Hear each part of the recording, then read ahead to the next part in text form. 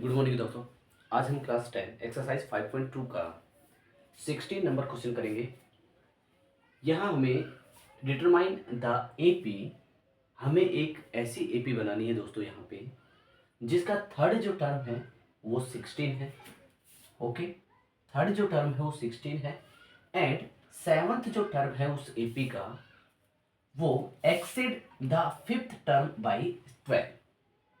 जो उस arithmetic progression का सेवंथ जो टर्म होगा वो फिफ्थ टर्म से 12 क्या होगा, अधिक होगा। वो हमें अर्थमेटिक प्रोग्रेशन यहाँ पे बनानी है। तो चलिए दोस्तों, सबसे पहले हम उस अर्थमेटिक प्रोग्रेशन का फर्स्ट टर्म और कॉमन डिफरेंस मान लेते हैं। Okay, let let first term and common difference of an AP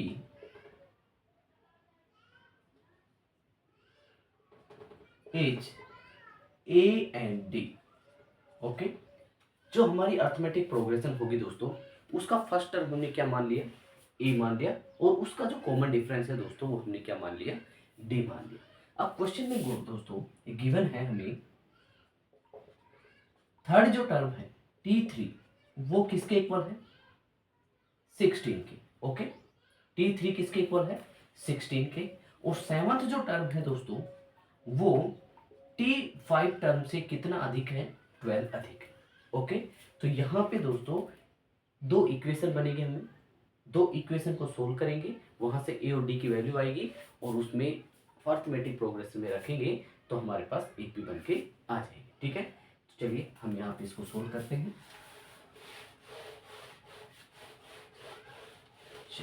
देखो T3 को क्या लिख सकते हैं हम, T3 का मतलब क्या है, a प्लस 2d। ओके, और ये कितना दे रखा है, 60। ये इक्वेशन आ गया हमारे पास फर्स्ट। इसी तरह T7 जो है उसको हम क्या लिखेंगे, a प्लस 6d, और ये क्या दे रखा है, T5 प्लस 12। T5 को क्या लिखेंगे, a प्लस 4d प्लस में 12। इसको सोल्व करते हैं तो दोस्तों यहाँ से a प्लस 6d जो है, a प्लस 6d जो है वो किसके इक्वल है, a प्लस 4d प्लस 12 के। a से a कैंसिल हो गया, हमें यहाँ से d की वैल्यू निकल जाएगी। हमारे d क्या आ गया हमारे पास, देखिए 6d में से 4d सब्सट्रैक्ट करेंगे तो 2d इक्वल्स टू क्या आ गया, 12, और d इक्वल्स टू क्या आ गया हमारे पास, 6।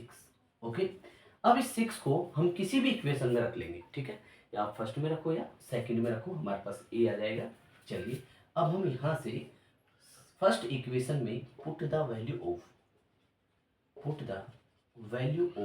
d in equation first. Okay, यहाँ पे रखिए a प्लस 2d जो है वो किसके इक्वल है, 16 के। तो यहाँ पे a प्लस 2 मल्टीप्लाई डी की जगह क्या रखेंगे, 6 रखेंगे, 16। a plus 12 equals to 16।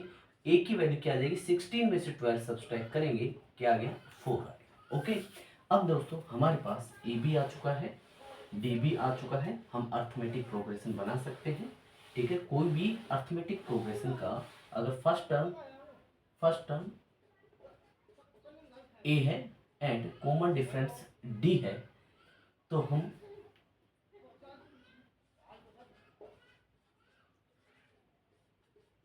d है तो हम अर्थमेटिक प्रोग्रेशन बनाएंगे, T1 T2 T3 and so on.